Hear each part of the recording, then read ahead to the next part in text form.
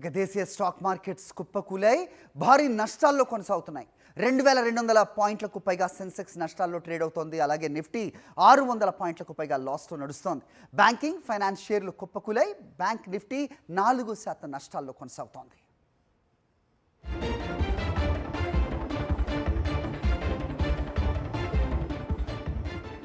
Right, ఇదే అంశంపై analysis Gita Anand గారు ఇస్తారు. ఇస్ స్టాక్ మార్కెట్ అలాగే బిజినెస్ ఎక్స్పర్ట్. గీతానంద్ గారు నమస్తే అండి.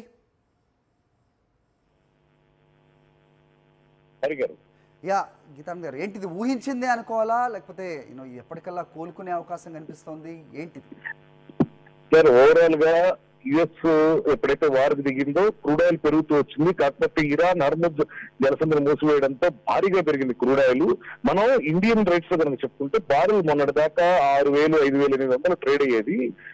కేవలం 4 రోజుల్లో 9,000 టచ్ అయింది. దీంతో ఇన్ఫ్లేషన్ భారీగా పెరిగేటువంటి అవకాశం ఉంటుంది. అలాగే మన కరెంట్ అకౌంట్ డెఫిసిట్ ఒకటి భారీగా పెరిగేటువంటి అవకాశం ఉంటుంది. సో ఇవి ఇండియన్ ఎకానమీ మీద ప్రభావం చూస్తాయి. రూపాయి బలహీనపడేటువంటి అవకాశం ఉంటుంది. దాంతో ఎఫ్ఐఎస్ నుంచి అమ్మకాలు వెల్లువెత్తుతాయి. ఇలాంటి అంచనాల నేపథ్యంలో ఈ రోజు భారీ గ్యాప్ డౌన్ చూసాం. గత వారం కూడా గ్యాప్ డౌన్ అయినా కూడా మొదటి 10 నిమిషాల్లోనే కొనుగోలు మద్దతు లభించేది, తర్వాత ఫ్లాట్ గా మార్కెట్ ముగిసేది. అయితే ఈ రోజు గ్యాప్ డౌన్ తర్వాత కూడా మళ్ళీ దానికి యాడ్ అయింది, మళ్ళీ నెగిటివ్ మూమెంట్. దాంతో పాటు సైకలాజికల్ 24,000 స్థాయి దిగడం అనేది కూడా మార్కెట్ కి నిఫ్టీ విషయానికి వస్తే నెగిటివ్ గా కనపడతా ఉంది. సో 23,178 ఒకటి స్థాయి దాకా కూడా కోల్పోయేటువంటి అవకాశాలు కనపడుతున్నాయి. ఆల్రెడీ హై నుంచి చూసినట్లయితే 10% పైగా కూడా మనం కరెక్ట్ అయి ఉన్నాం. అంటే ఇంచుమించుగా ప్యారిస్ ఫేజ్ లోకి వస్తున్నట్టుగా మార్కెట్ చెప్పుకోవాలి. సో అందుకే ఈ వారం కీలకం కానుంది. ఈ వారంలో కనుక 24,000 రీగెయిన్ చేయగలిగితేనే మార్కెట్ లో అప్ ట్రెండ్ కనపడుతుంది. లేదా 22,000, 22,200 ఈ స్థాయిల దాకా కూడా మార్కెట్ పతనమైనటువంటి అవకాశాలు ఉన్నాయి. అంటే ఇటు బ్యాంకింగ్ అవ్వచ్చు, ఫైనాన్స్ షేర్లు కూడా దారుణంగా పడిపోయిన పరిస్థితి ఊహించిందేనా ఇది గీతానంద్ గారు? సో ఎప్పుడైతే మనకి రూపాయి బలహీన పడతా ఉందో బ్యాంకింగ్ మీద ప్రెషర్ పెరుగుతూ ఉంటుంది. సో అందువల్ల మనకు ఆ స్టాక్స్ కూడా మనం ఒత్తిడి చూస్తున్నాం. అలాగే ఆయిల్ కంపెనీల మీద కొంత ఒత్తిడి చూస్తున్నాం. ఒక ఓఎన్జీసీ మాత్రమే ఈ రోజు మనకి పాజిటివ్ లో ట్రేడ్ అవుతున్నటువంటి పరిస్థితి. సో టెక్నాలజీ షేర్లు ఆల్రెడీ మనకి ఏ ఎఫెక్ట్ తో ఆల్రెడీ బ్లీడింగ్ అవుతున్నాయి. సో ఓవరాల్ గా మార్కెట్ లో అన్ని రంగాల్లో కూడా ఒక నెగటివిటీ కనపడతా ఉంది. సో అది బేర్ గుర్తి ఈ యుద్ధం అనేది మళ్ళీ ఆజ్యం పోతుంది. ఇంచుమించుగా మనకి 2024 జూన్ జూలై స్థాయిలకు పడిపోయింది. అంటే 2024 జూన్ లో ఏదైనా మనం ఇన్వెస్ట్మెంట్ చేస్తుంటే దాని రిటర్న్స్ ఈ రోజు 0%. దాదాపుగా 2 సంవత్సరాలు రిటర్న్స్ లేకుండా అయిపోయినట్లుగా ఉంది మార్కెట్. అంటే ఇంకా 52 వీక్ లో టచ్ కాలేదు.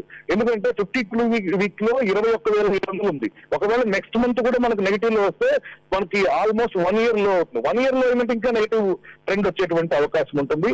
సో అందుకే ఈ వారం కీలకంగా ఉంది. 24,000 స్థాయిని ఈ వారంలో రీగెయిన్ కాగలిగితేనే మార్కెట్స్ లో మళ్ళీ అప్ ట్రెండ్ సాధ్యపడుతుంది. అంటే మనకి 25,000, 26,000 రావటానికి పాయింట్స్ చాలా కాలం పట్టిన నేపథ్యం మనం చూసాం కదా గీతానంద్ గారు. ఒకేసారి ఇది 23 మార్క్కి వచ్చేసిన పరిస్థితి మనం చూస్తున్నాం. ఇక ట్రంప్ ప్రకటించారు యుద్ధం త్వరలోనే ఆపాలనే విధంగా సంకేతాలు ఆయన ప్రకటనలో వెలువడుతున్న నేపథ్యంలో ఏమైనా కరెక్షన్ ఉండే ఛాన్సెస్ ఉందంటారా? సార్, ఒకవేళ యుద్ధం కనుక ఆగుతుంది అనే సూచనలు వస్తే మార్కెట్ ఇదే విధంగా జంప్ అవుతుంది. మీకు చిన్న ఉదాహరణ ఏంటంటే కరెక్ట్ గా ఒక 15 రోజుల క్రితం ట్రంప్ భారత్ మీద సుంకాలు తగ్గిస్తానన్నప్పుడు భారీ గ్యాప్ అప్ చూసాం.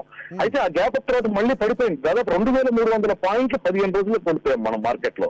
సో ఈ యుద్ధం మనకు ఆగుతుంది అంటే తిరిగి అంతే వేగంగా మనకి వి షేప్ లో మళ్ళీ రికవరీ ఉండేటువంటి అవకాశాలు కూడా ఉంటాయి. సో ఏది ఏమైనా ఇది వార్తల ఆధారంగా మార్కెట్ నడిచేటువంటి అవకాశం ఉంటుంది. అంటే ఈ ఫారెన్ లో తీసుకున్నటువంటి నిర్ణయాలు, ట్రంప్ తీసుకున్నటువంటి నిర్ణయాల మీద ఈ రోజు మనకి మార్కెట్ దిశానిర్దేశం ఏర్పడేటువంటి అవకాశం ఉంటుంది. దీన్ని ఒక ఆర్బీఐ లేదా మన గవర్నమెంట్ ఇంటర్వ్యూన్ అయ్యి దీన్ని కంట్రోల్ చేసేటువంటి పరిస్థితి లేదు.